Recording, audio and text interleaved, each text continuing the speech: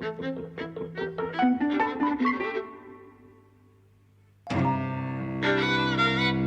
and welcome to Eavesdropping at the Movies. I'm Mike.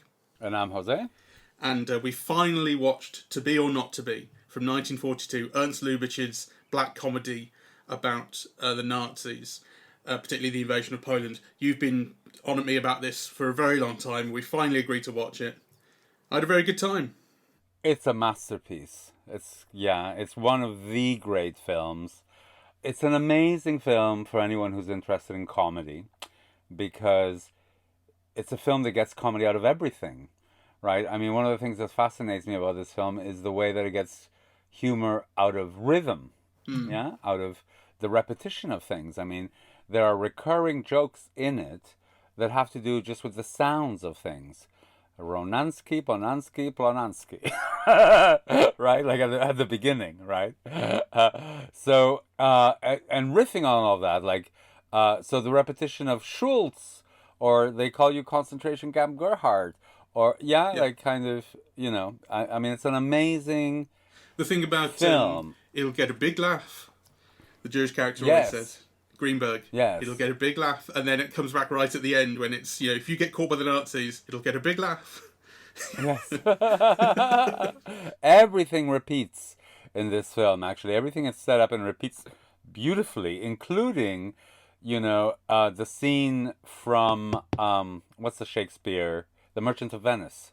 Shylock's speech. Do I not bleed? Yeah, which repeats 3 times in 3 completely different contexts and has 3 completely different effects. The last, not for humor, in fact. I mean, it's just an amazing piece of engineering, the film. Yeah. Truthfully, I didn't think that any of those instances were designed for humor.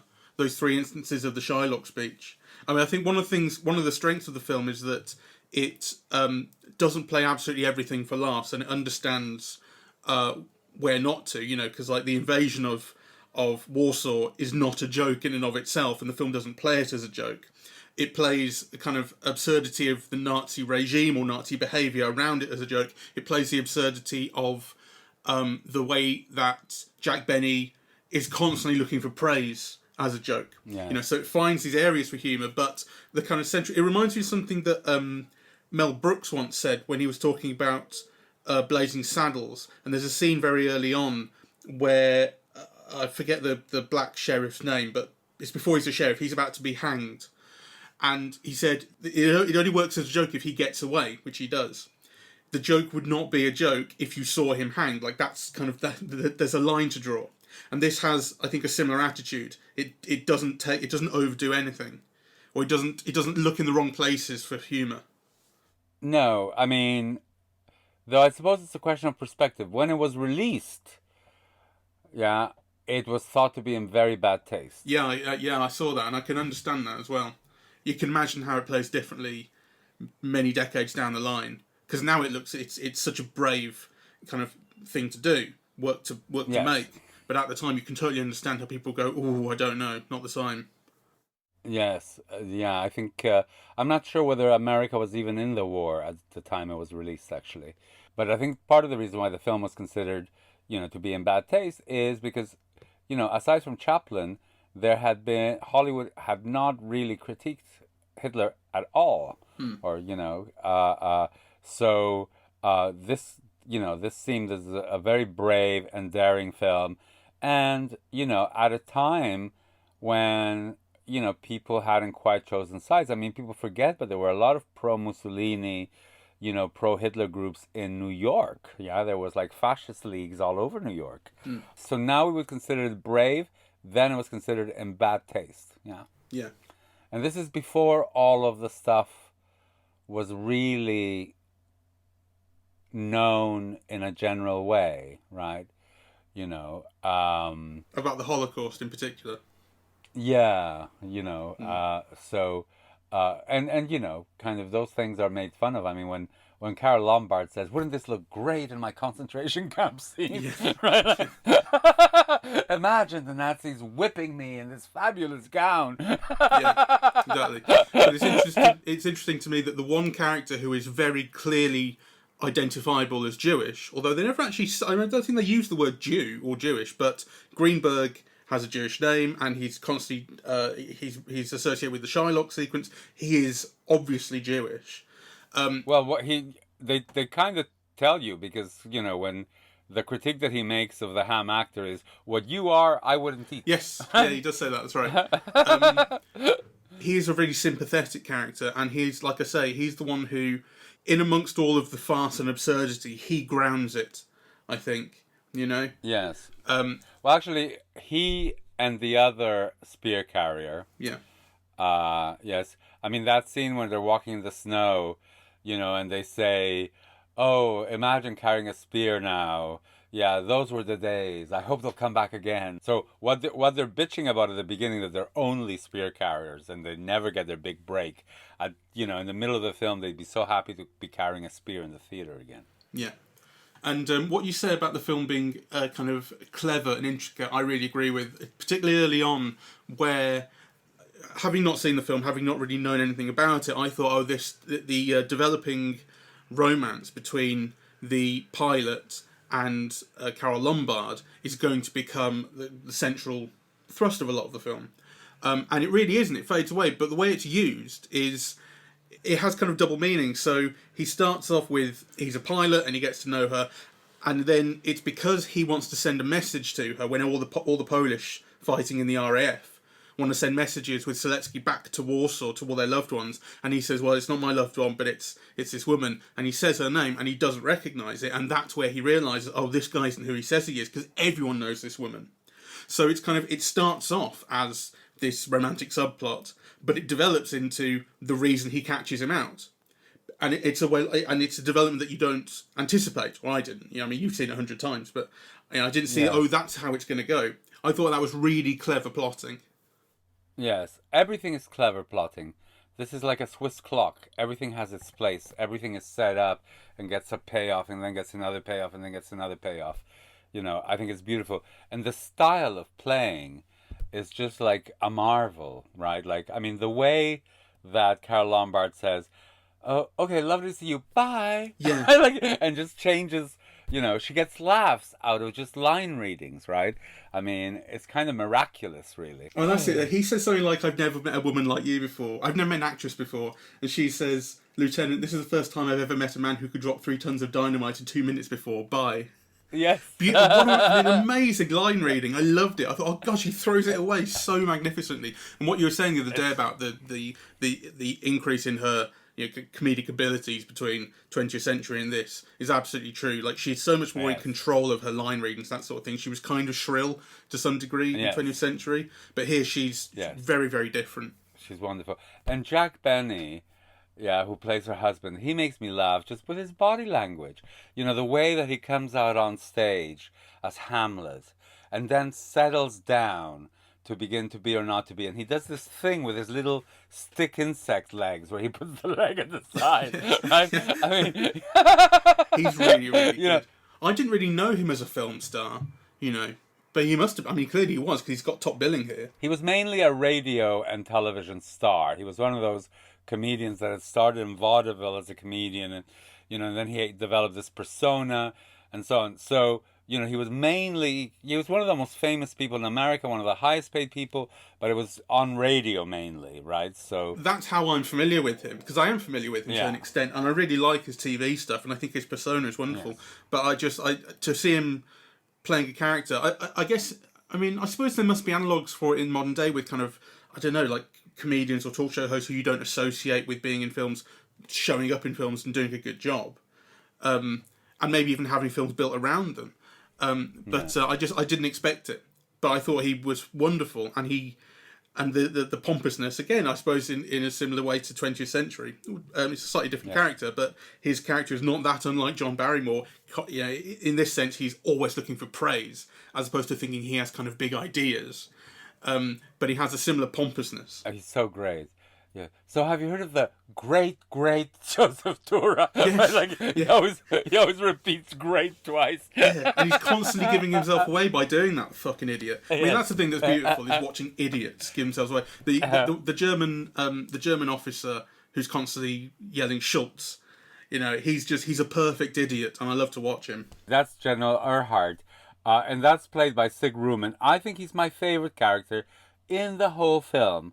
He's both so funny and so touching and so ridiculous and so servile, right? And he's one of those people who gets laughs out of nothing, right? So when he gets scared, oh, please don't tell Hitler. Yes, yeah.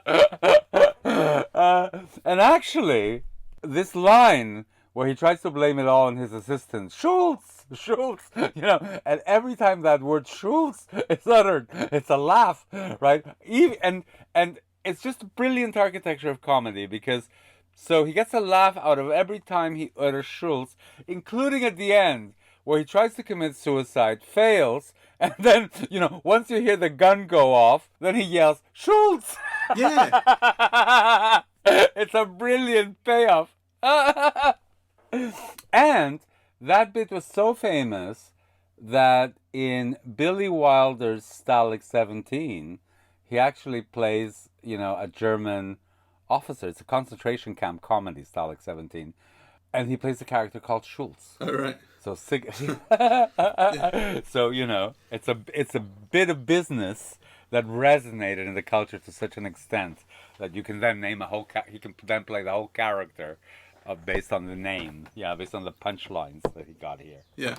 It's fantastic. Like Flanderization, isn't it? Like Flanders in The Simpsons kind of has, one line of dialogue, says diddly, and then he becomes the breakout character, sort of a little bit like that.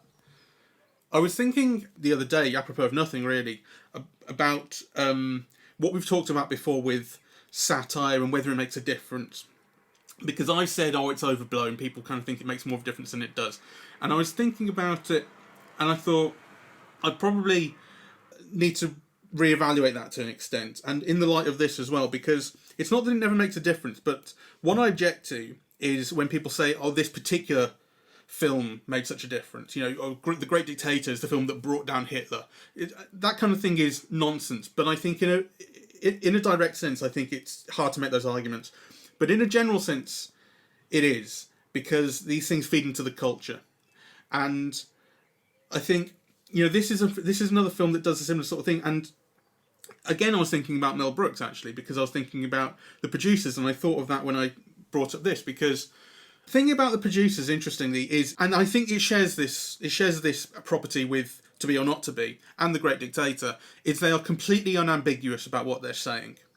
You can't possibly, even willfully, take them out of context and reappropriate them, which you can do with other things. So if you look at something like Cabaret, the song Tomorrow Belongs to Me, that's written by two Jews, as a kind of parody of kind of Nazi sort of anthems.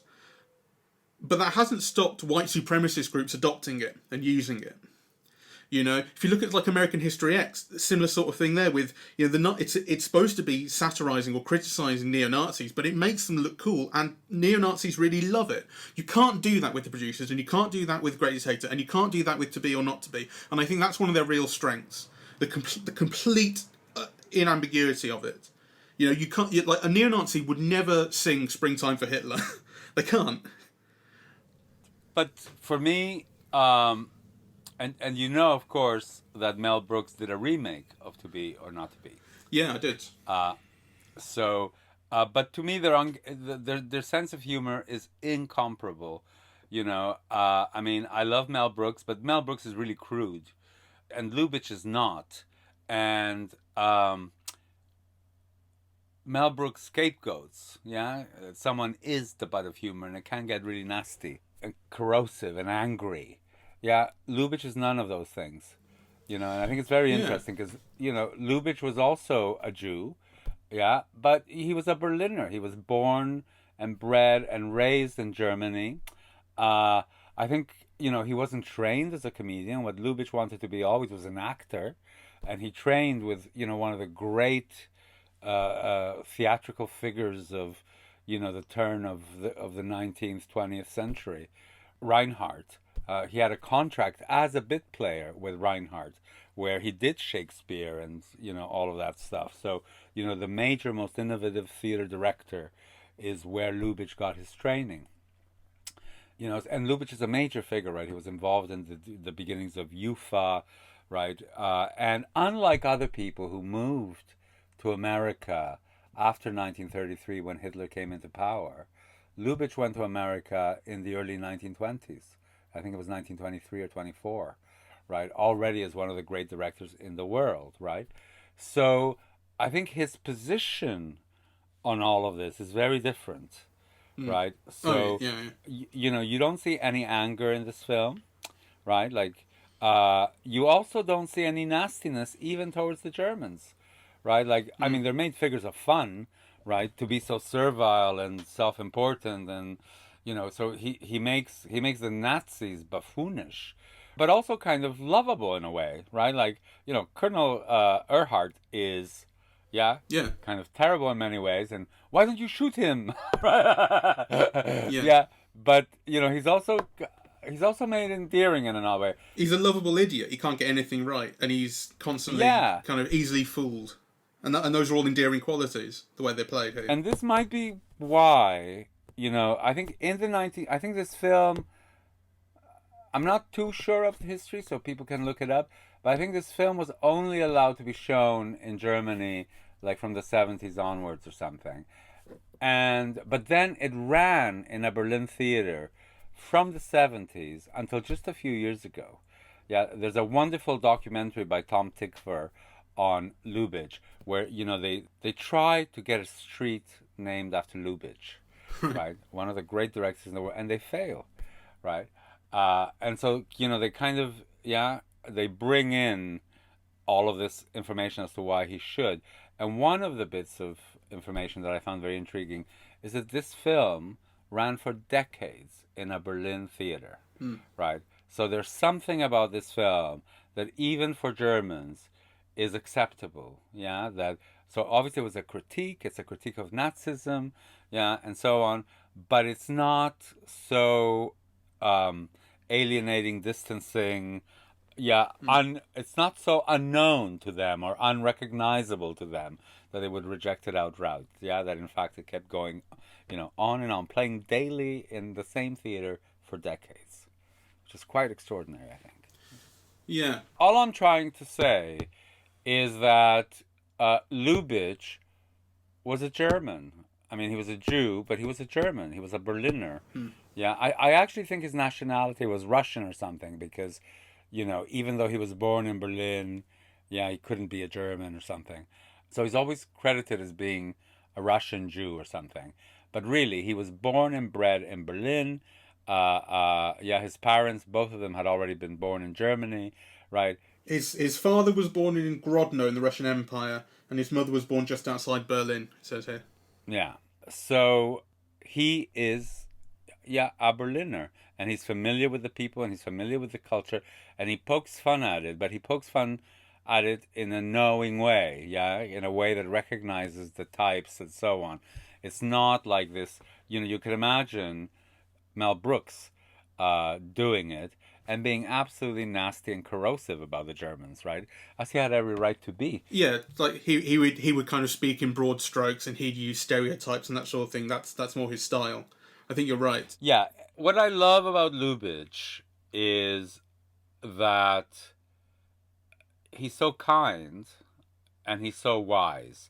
So there's no one in this film that's rendered hateful, you know, kind of.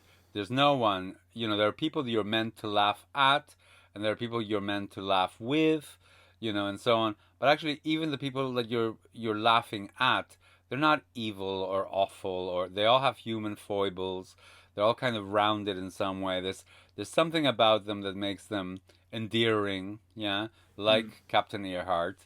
And what I also love about Lubitsch is that everything in the film is an attempt to delight. Yeah? You know, the costumes are there for your pleasure. You know, the jokes are there for your pleasure. He takes care with everyone. So you were saying earlier about, you know, how the Merchant of Venice speech, how none of them is meant to be funny. And I kind of disagree with you. So, I mean, I kind of agree in that they're all played for emotion, but they all have, well, some have punchlines that are visual jokes. So when he first gives the speech in the theater, as he's giving the speech, the ringlets on the side of the hair of the person he's giving the speech to move like a punchline to a joke, right? Like, and it's clearly deliberate, right? Because I mean, it's foregrounded, right? So it's like the wind from the soliloquy is blowing on this piece of hair. Yeah, Yeah. it's so funny, right? Yeah. Well, like the situation there, I think, is played for the laugh. Yes. Because I think what it is the seriousness and the solemnity of that soliloquy is playing against the sort of ramshackle nature of where he is and the people around him. It's the contrast. But I think the speech itself is still played seriously, and he gives it seriously. Yeah, He yeah, wants yeah. to play it. Yes. I mean, kind of the wonderful thing about Lubitsch is, that he's very wise and accepting of people's failures, right? So Joseph Tura is an egomaniac, whatever, right? There, yeah, the wife may or may not be cheating on him, but she's lovely and kind, and she loves him, and she wants what's good for him, and she's always reassuring him. Yeah. Yeah. So you always kind of get like, this combination of elements, right? All played either for laughs or for pleasure or delight, kind of the costumes, the decor, the food that's spoken of. It's always as a source of like pleasure, yeah, of something Yeah. kind of lovely. The one character who you might say, the one character who it would be most possible to have hate for, although I still don't think it is really, would be Seletsky. Because I think he's the only Yes. character who's played totally seriously. And he is just a sort of spy Gestapo officer who's going to give all these names to the Germans and have them all rounded up and shot. And there's not a moment in his character that's played for a laugh, I think. Well, no, I don't agree. I mean, the whole seduction scene in the hotel, with the food, and then, where she says, "Oh, let me read you, your name," right? Which is a ploy to get him to sign the letter, and she goes, "Ooh, I hope you live up to that Y," Yeah. right? Yeah, kind of, all of that is played to make him seem charming and respectful, and a sophisticated man, yeah, like, you know. Yeah, I just didn't feel he was played for a laugh, though. So in that scene, it's absurd that she is seducing him with this handwriting stuff, and she's being so verbally suggestive, and that sort of thing. But if he were being played for laughs, he would be a buffoon about it. He would be falling over, that sort of thing. He's not, right? Like No. it plays as serious. It plays as a drama. Those moments with him, I think they play as drama. They play as this guy has the potential to cause real damage to the sort of resistance and to kill a lot of innocent people.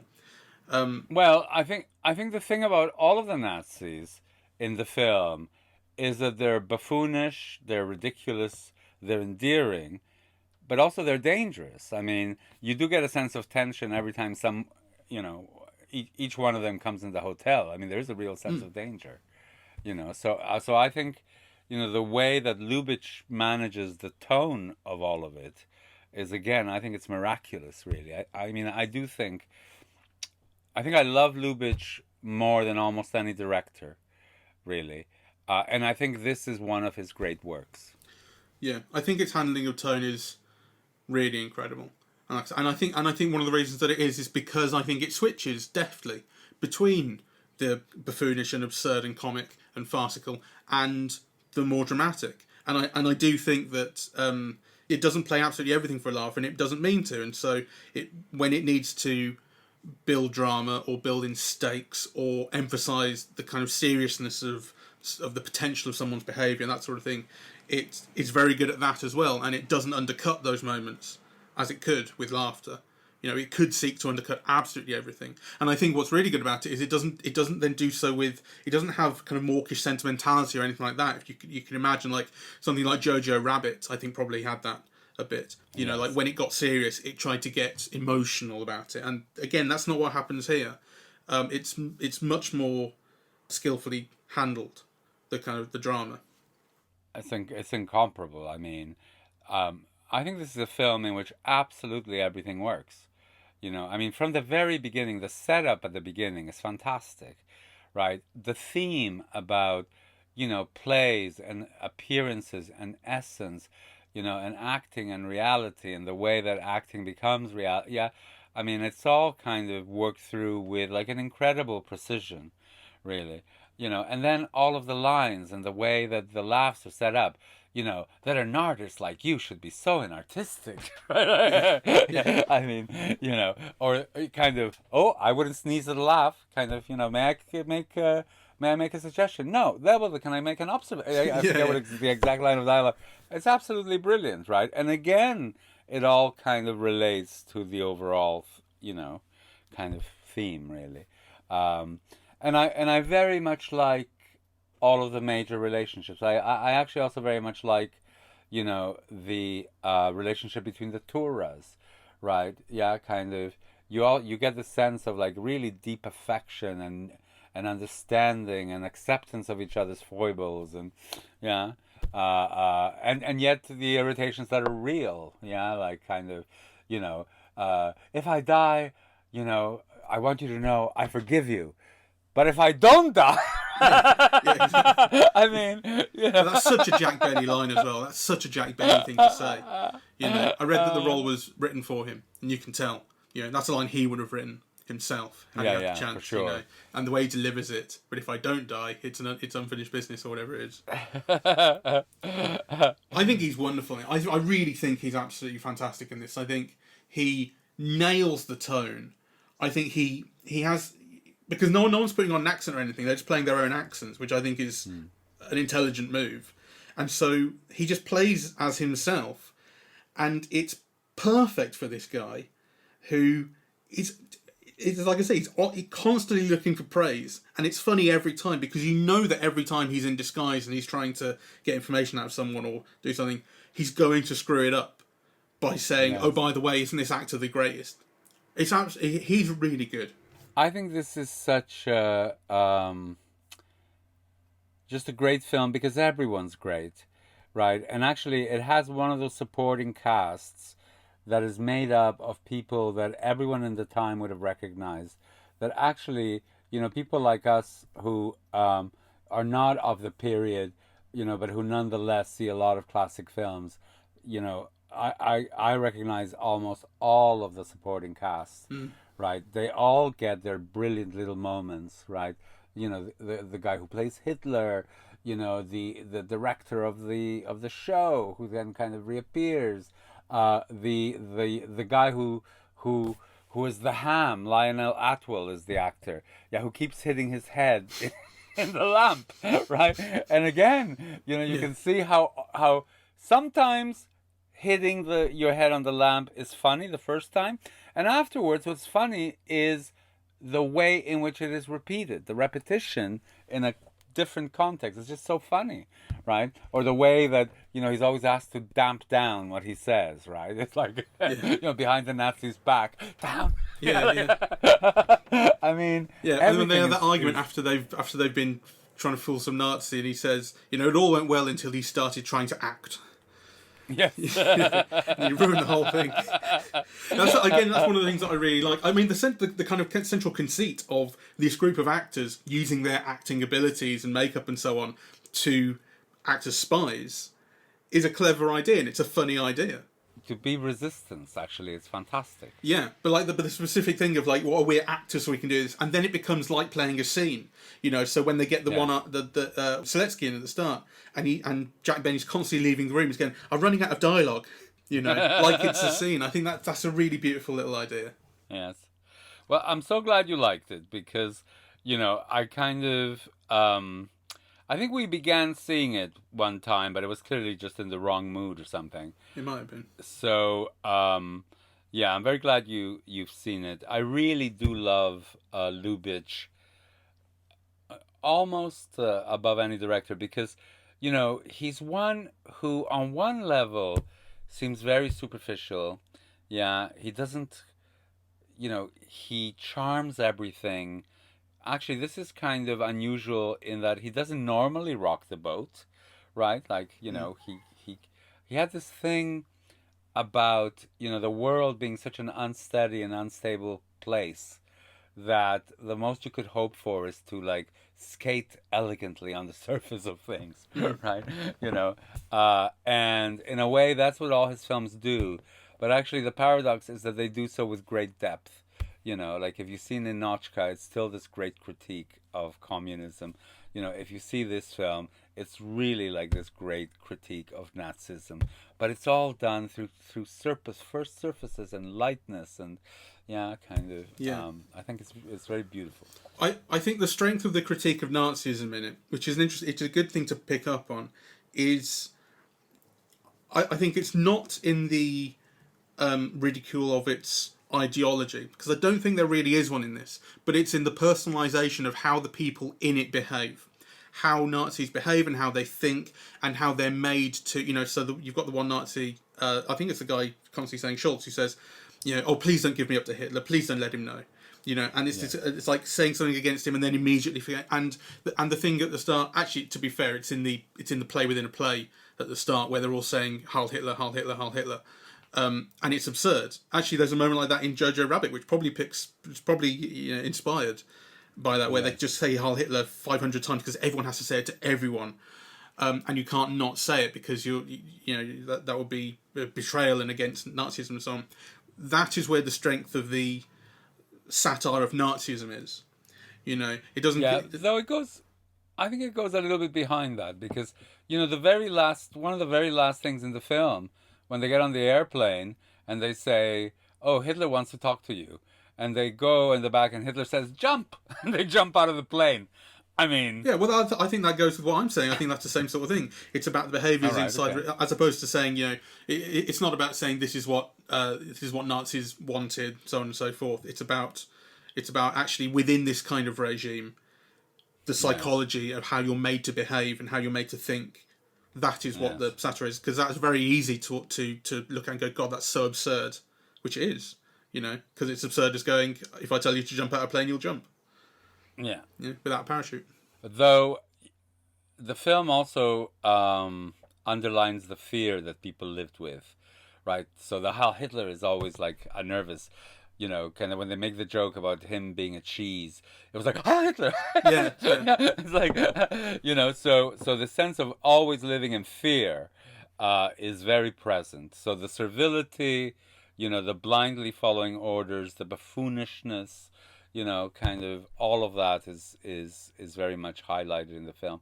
And actually, I don't want to leave the podcast without just kind of talking about the beauty of the comedy. The way that things get repeated, like, that Heil Hitler joke is like repeated endless times, again, in different contexts, with a slightly different punchline from "How myself," right? Like, yeah. And actually, the comedy often comes out of the rhythm of the repetitions, right, or the alteration of those rhythms, right. It actually is really quite brilliant. It really is all about the timing, So yeah, kind of, it's a great film. And also in the people, it shares out the attention it gives to its characters quite a lot, I think.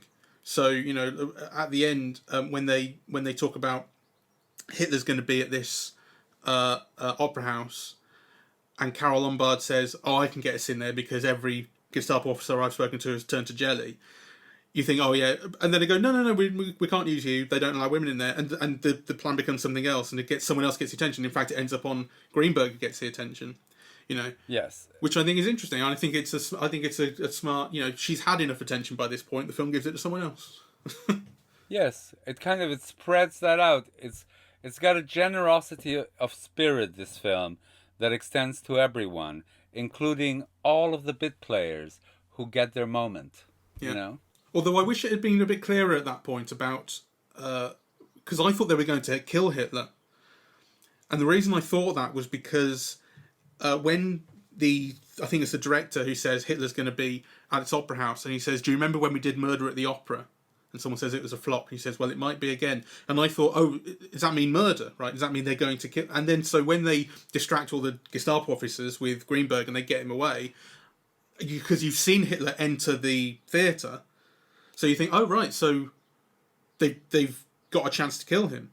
That's what I thought was going to happen. And so when they were just leaving, I thought, and it was only when they got on the plane I realised, oh, that's Hitler's plane, right? That makes sense. But I wish it had been a bit clearer about that before then. I think that was a reasonable mistake for me to have made. Yeah, I mean, I think if you see it now again, you'll find it perfectly clear. I did go back and have a look. I thought, because there is talk about the plane beforehand, but it's not addressed as Hitler's plane beforehand. They just say, we've got a plane going to Switzerland on Thursday, here's 2 tickets. I think it could have been a bit clearer, but it's a niggle. I didn't have any problem with that. Anyway, I'm very glad you saw it. Yes, am I. So any last words on it? I rather liked it, Good movie. I mean, you rather like it. It's one of the great masterpieces of the cinema. You rather Everything in it. moderation, Jose. It's very, very good. And, it's one can only imagine how it would have been received at the time, really. Like, even if there are similar things now, I can't think of an example offhand, but there must be examples more recently of people doing something great and it being taken as too soon or in bad taste and so on and so forth. But one can only sort of imagine how it would have been received at the time. And clearly it's a bold and brave film to have made at the time, Very much so. And also it's supremely elegant and sophisticated. Yeah. It's played very high, kind of. It's played at a level of incredible sophistication where, there's a whole thing, that's so unrealistic. And actually this film has nothing to do in a way with realism in the sense that, it's all about fakery, right? But actually about fakery that reveals truths, when played very high, very polished, very sophisticated, which I think is what this film also is. And I think to compare it once more to Mel Brooks, I think that is actually the central difference. And I think you pick up on something really apt, really, really appropriate when you talk about Lubitsch being German and Mel Brooks being American. Because I think that, in some way, that really actually centrally speaks to the difference in sensibilities. Because this is someone who lived in this, and although, as you say, he didn't escape it himself, having left Germany long before this, he will have had family, they will have known people there, it will have been closer to his heart because it's his country. America... A lot of his family was killed. The American sensibility is different, it's more aggressive. And it also it makes me think of Sid Caesar as well. The Sid Caesar, the Nazi character he used to do, who again was buffoonish and loud and brash and stuff. And it's like that is much more in the Mel Brooks mode of being very over the top and in broad strokes and stereotypical and that sort of thing. And there's a place for that, but actually the subtlety and the sensitivity and the complexity with which the characters are handled here is very sophisticated, as you say. I think that's the right word for it. And it plays very well. It's also wiser and kinder. Yeah. Because Lubitsch was intimately familiar with the actions of the Nazis. In fact, I think he returned to Germany in 1933 to publicize the film. He had a big press conference at the Hotel Adlon, and this happened just at the time when the Nazis kind of took over, right? And because he'd been one of the great figures of Weimar Germany. He directed some of the most popular films of the era. Yeah, he was a national figure in Germany, Lubitsch, right? But of course he was Jewish. So, kind of when the Nazis came in and then all the Kristallnacht stuff, and, he would have known. And in fact, he supported a lot of people getting out of Germany. He supported them in America. He was actually intimately familiar with all that the Germans were doing, right? So it's this thing of, it's your homeland, it's your language, it's your culture. And on the other hand, there's all this hatred directed at people like you. He was familiar with all of that in a way, that Mel Brooks just was not. Mm-hmm. But he had a wiser, more understanding idea of what it is to be human, I think, than Mel Brooks does. Yeah, I think that's probably true. But the producers is still really good. Well, the first one is. The remake was crap. I hope people discover Lubitsch, because really he's an endless source of delights. I mean, I've seen this film, I don't know now, about 20 times, and it just gets better each time, and you notice more things, and kind of you admire the mechanics and the structure, and and the actors and the line readings. It's on almost every level. It gets greater and greater and greater. So do see it if you get a chance. Yeah, it's good. It's a good film. Thank you very much for listening. We are eavesdropping at the movies, and we are on Apple Podcasts, Spotify, SoundCloud, and YouTube. On social media, we're on Facebook and Twitter at Eavesdrop Movies, and the website is eavesdroppingatthemovies.com. Thank you very much for listening. Bye bye.